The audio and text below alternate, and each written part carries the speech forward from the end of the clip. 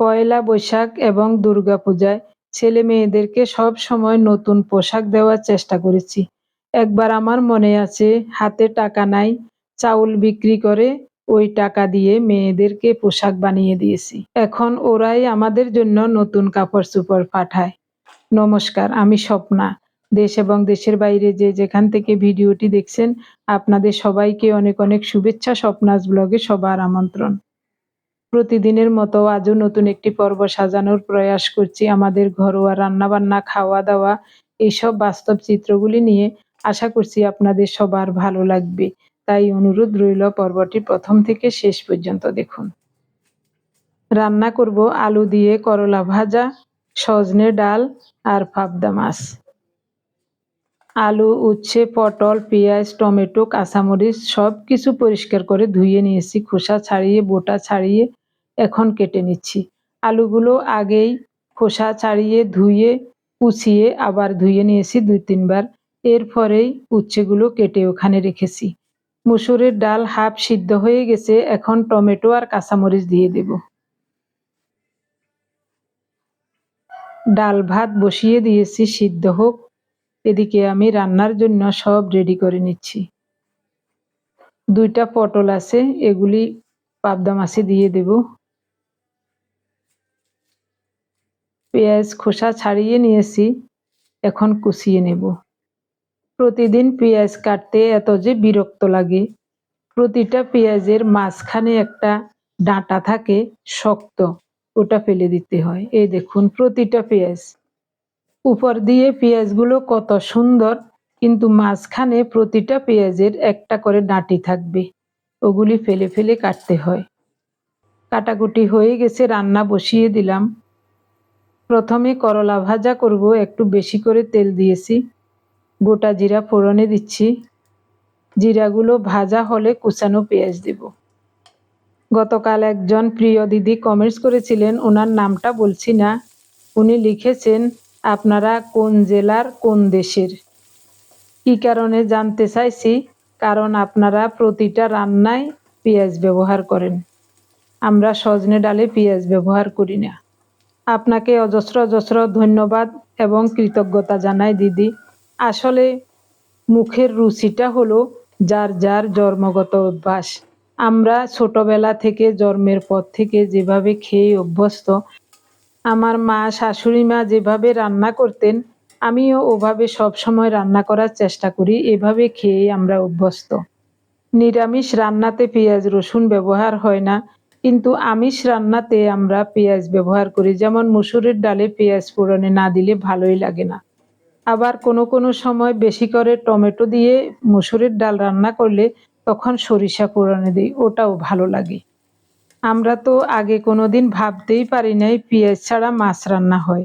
এখন আমি বিভিন্ন মানুষের রান্না দেখে, আমার ছোট মেয়ে বিয়ে দিয়েছি কুষ্টিয়া, ওরা মাংস ছাড়া কোনো তরকারিতে পেঁয়াজ রসুন ব্যবহার করে না। তো ওইসব রান্নাও খেয়েছি, ভালোই লেগেছে। আমিও এখন মাঝে মাঝে ওভাবে রান্না করি। পেঁয়াজ ছাড়াও মাছ রান্না করি, পেঁয়াজ রসুন দিয়েও রান্না করি, শুধু পেঁয়াজ দিয়েও রান্না করি, বিভিন্নভাবে রান্না করি। সজনে ডাঁটা দিয়ে মুসুরির ডাল হয়ে গেছে, নামিয়ে নিলাম। এখন পাবদা মাছ ভেজে নেব। মাছে লবণ, হলুদ আর একটু সরিষার তেল মাখিয়ে নিয়েছি। তেল গরম হলে একটা একটা করে মাছ ছেড়ে দেব, লাল লাল করে মাছগুলো ভেজে নেব। রান্না করব সর্ষে পোস্ত বাটা দিয়ে। এদিকে আলু উচ্ছে ভাজাটাও মাঝে 2-1 বার নেড়ে দিয়েছিলাম, স্বাদ মতো লবণ দিয়েছি।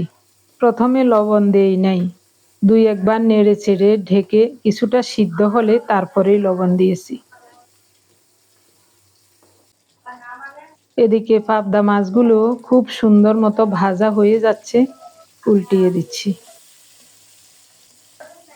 ভাবছিলাম ইন্ডাকশন ওভেনেই সব রান্নাগুলি করব, কিন্তু রান্নার দেরি হয়ে যাচ্ছে দেখে মাছের তরকারিটা এখানেই বসিয়ে দিলাম।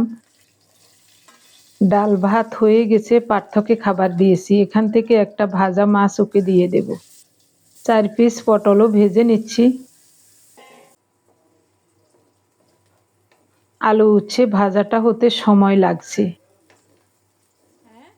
তবে এই ভাজাটা একটু লাল লাল করে না ভাজলে খেতে বেশি ভালো লাগবে না। উচ্ছে ভাজা হয়ে গেলে পার্থক্য একটু দিয়েছি, বাকিটা বাটিতে নিয়ে নিলাম। কত সুন্দর ভাজা হয়েছে দেখুন। মুসুরের ডাল দিয়ে এরকম ভাজা খেতে খুব ভালো লাগে। পাটার উপর নিলাম কোরানো নারিকেল, অল্প সরিষা আর কয়েকটা কাঁচামরিচ। এগুলো একসাথে মিহি করে বেটে নেব পাবদা মাছ রান্নার জন্য। বাটা মশলাতে অল্প একটু হলুদ বাটা, স্বাদ মতো লবণ দিচ্ছি। ফোড়নে দিচ্ছি কালো জিরা আর 2-1 পিস কুচানো কাঁচামরিচ। মশলাটাকে নর্মাল জল দিয়ে গুলে নিচ্ছি। এই মশলা কষাতে হবে না, তাই পরিমাণ মতো জল দিয়ে দেব। ভাবছিলাম সর্ষে পোস্ত বাটা দিয়ে পাবদা মাছ রান্না করব, কিন্তু পরে দেখি পোস্ত নাই। তখন মনে পড়লো নারিকেল তো আছে, তাই একটু নারিকেল বেটে দিয়েছি। ঢাকা দিয়ে অল্প তাপে ঝোলটা 2-3 মিনিট রান্না করেছি। এখন দেব ভেজে রাখা পাবদা মাছগুলো।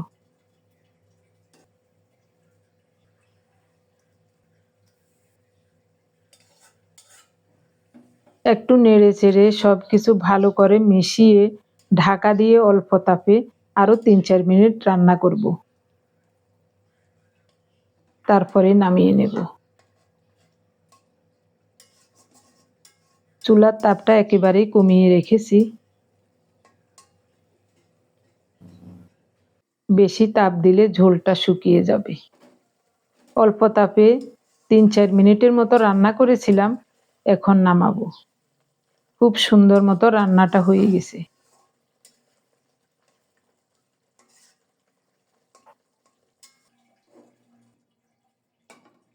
নারিকেল বাটা দিয়ে পাবদা মাছ কেউ কোনোদিন খেয়েছেন কিনা জানি না, তবে আমরা খেয়েছি ছোটবেলায়। আমার মা প্রায় তরকারিতে নারিকেল বাটা দিত, অনেক ভালো লাগতো খেতে। উচ্ছে ভাজাটা দেখতে খুব ভালো লাগছে। মুসুরের ডালের সাথে এরকম উচ্ছে ভাজা খুব ভালো লাগে খেতে। রান্না হয়েছে সকাল 10টার আগেই।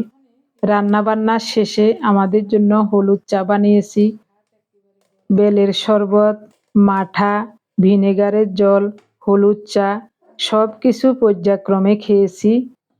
তারপরে আর কিছুই খাওয়া হয় নাই। এখন দিনের 3টা বাজে, আমরা দুপুরের খাবার খেতে বসলাম। রান্না বান্না সেরে কত যে কাজ করেছি তার কোনো হিসাব নাই। বিনা কারণে এক বিন্দু সময়ও বসে থাকি নাই। আমার প্রিয় ভাই বোন বন্ধু স্বজন, আপনারা যারা প্রতিনিয়ত ভালোবেসে আমাদের ভিডিওগুলি দেখে যাচ্ছেন এবং ভিডিও দেখে সুন্দর ও গঠনমূলক কমেন্টস করে আমাকে কাজ করার শক্তি এবং সাহস জুগিয়ে যাচ্ছেন, আমি আপনাদের সবাইকে জানাই অজস্র অজস্র ধন্যবাদ, অভিনন্দন এবং কৃতজ্ঞতা। সেই সাথে আজকের পর্বটিও কেমন লাগছে অবশ্যই কমেন্টস করে জানাতে ভুলবেন না।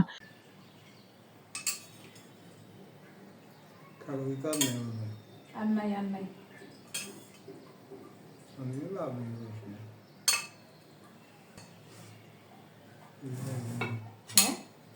একজনে কর অন বৃষ্টি এসে রস না হয় হাতে জল তুলেছি হাতে দেবো।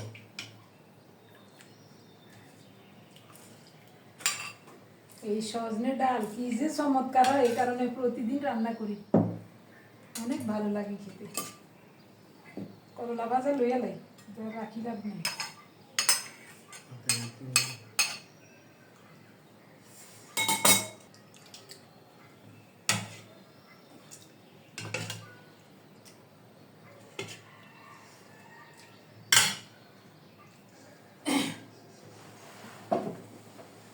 এইভাবে ভাজা করি না, তেলও বেশি লাগে আর সময়ও বেশি লাগে, এই কারণে আজকে ইন্ডাকশন ওভেনে করছি। খুব সুন্দর হয়েছে, পার্থও খাইছি। আপনি যদি এই প্রথম আমাদের ভিডিওটি দেখে থাকেন, সম্পূর্ণ পর্বটি দেখার পর যদি একটুও ভালো লাগে, আমার অনুরোধ রইল চ্যানেলটি সাবস্ক্রাইব করে আপনার মূল্যবান মন্তব্যটি লিখে জানাবেন। ফেসবুক থেকে ভিডিওটি দেখে থাকলে পেজটি ফলো, লাইক, শেয়ার করে আপনার মূল্যবান মন্তব্যটি লিখে জানাবেন। যে কোনো গঠনমূলক মন্তব্য করতে পারেন, কোনো সমস্যা নেই, আমি আপনাদের সকল মন্তব্যের উত্তর দেব।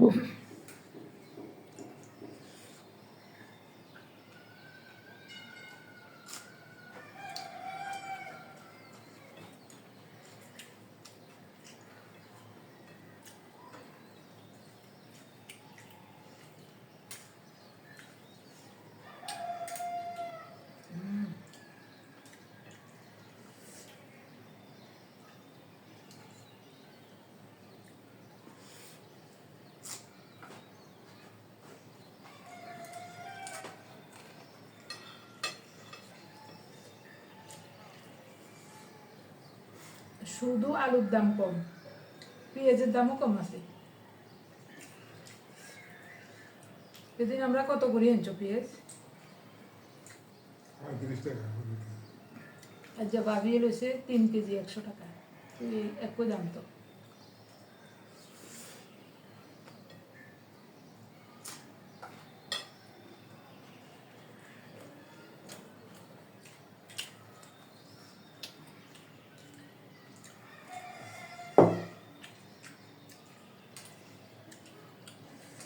এই কদিন সজনে ডাল রান্না করছি, এত যে চমৎকার হয় প্রতিদিন।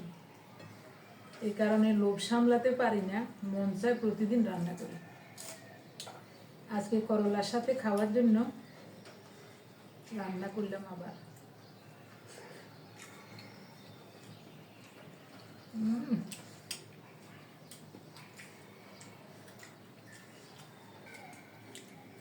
ডালে বেশি করে টমেটো দিয়েছিলাম, এই কারণে খুবই চমৎকার লাগছে।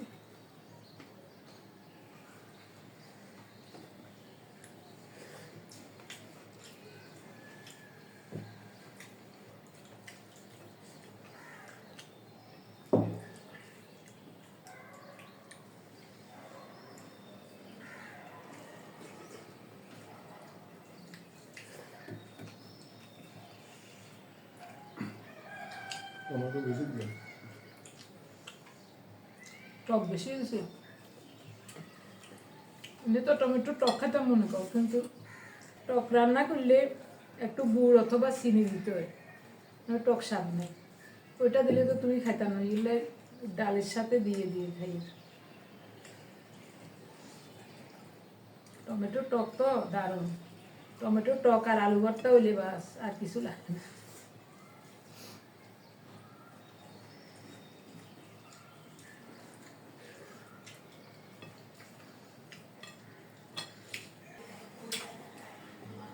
এটা লো, এটা মাঝখানে এটা হবে।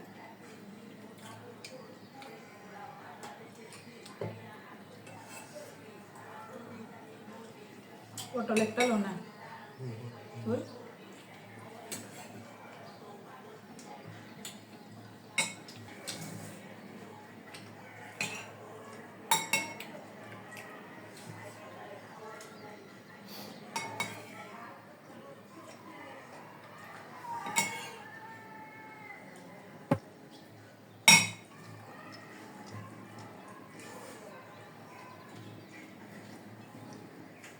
ভালো হয়েছে না? কি দিয়ে রান্না করছি জানো নি? সরিষা বাটি দিছি, আর মনে করছি ওই পোস্ত বাটা দিব, পরে দেখি পোস্ত নাই, তো চিন্তা করলাম নারিকেল বাটা দিই, অল্প একটু নারিকেল দিছি। আগে মারার আনতো তো শুধু নারিকেল বাটা দিই।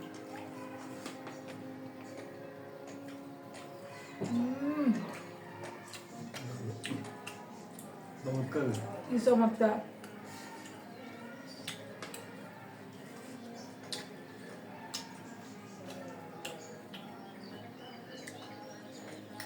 পাথরে একটা ভাজি দিছি, রান্না করা ওই সারে না।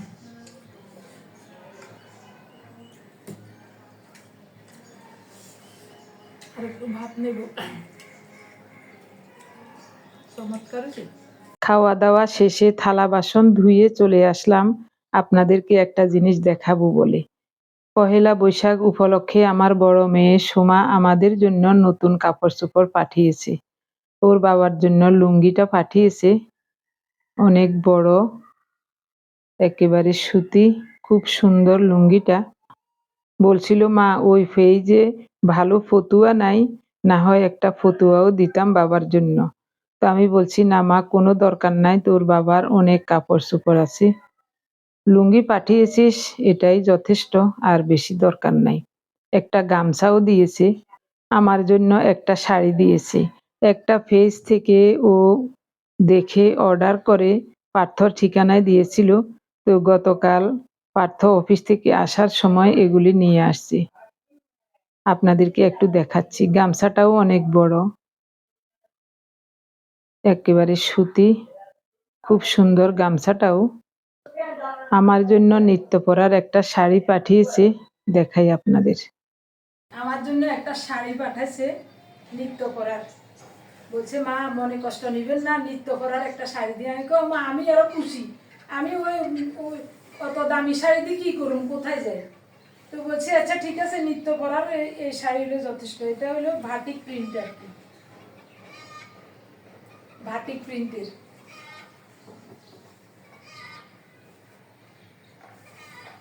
শাড়িটা কিন্তু সুন্দর আছে, আমি তো এত খুলি দেখি নাই, ছবিতে একটু দেখাছিল মেয়ে আমার ওই দিন।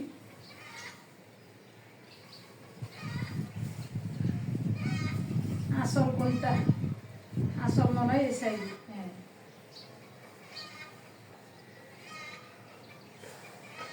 এটা হলো আসল। শাড়িটাও সুন্দর আছে, আমার খুব পছন্দ হয়েছে। পয়লা বৈশাখের দিন পরবো নতুন শাড়ি।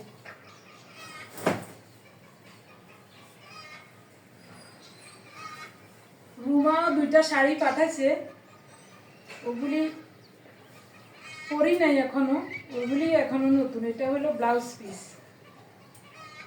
রুমা 2টা শাড়ি পাঠাচ্ছে, এগুলি দেখাই আপনাদের, একটু অফ করো। এটা ব্লাউজ পিস আর এটা শাড়ি, এগুলিও একেবারে নতুন।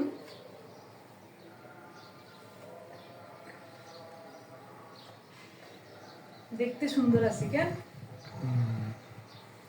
সুতি একেবারে পিওর সুতি।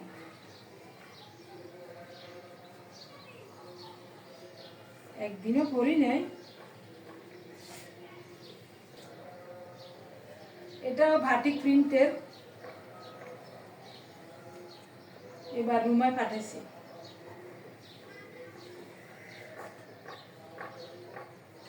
রুমা পাঠাইছে মানে রুমার দেবরের মেয়ের অন্নপ্রাশনে গেলাম না, তো তখন তো ওই তাড়াহুড়ো করে আমরা ওই বাড়ি থেকে চলে এসেছি। তো এর শাশুড়ি আমার জন্য এই বাটিক প্রিন্টের শাড়িটা কিনছিল, পরে দিতে আর খেয়ালা ছিল না, এরাও ব্যস্ত ছিল। রুমার কাছে পরে দিয়ে দিছে। তো এদিন পার্থ যখন গেছে, পার্থর কাছে রুমা দিয়ে দিছে শাড়িটা। এটাও কিন্তু সুন্দর, পরা হয় নাই একদিনও, যেমনি দিছে এমনি পরে দিছে। ভাটিক প্রিন্ট। আগে পয়লা বৈশাখ, তারপর দুর্গা পূজায় মেয়েদেরকে কাপড় চোপড় দিতাম, নিজে তো সেলাই করতে পারতাম, শুধু কাপড় কিনি ওদেরকে জামা সেলাই করে দিতাম। একবার দুর্গা পূজায় ওদের জন্য জামা বানাবো, কিন্তু হাতে কোনো টাকাই ছিল না, শুধু কাপড় কিনে এনে আমি সেলাই করব, তাও দিতে পারছি না, মনটা খুবই খারাপ লাগছে। তখন চিন্তা করলাম যেভাবেই হোক ওদেরকে তো নতুন কাপড় চোপড় দিতেই হবে। তখন ওনাকেও আমি জিজ্ঞাসা করি নাই, চাউল বিক্রি করেছি 1.5 মণ চাউল বিক্রি করে ওই টাকা দিয়ে ফেনী গিয়ে নিজে পছন্দ করে মেয়েদের জন্য কাপড় কিনে আনলাম, তারপর ওদেরকে পোশাক সেলাই করে দিয়েছি। কিন্তু এখন ওরাই আমাদের জন্য দুর্গাপূজায় পয়লা বৈশাখে নতুন কাপড় চোপড় পাঠায়, আমরা দিতে হয় না, দিতে চাইলেও ওরা নিতে চায় না।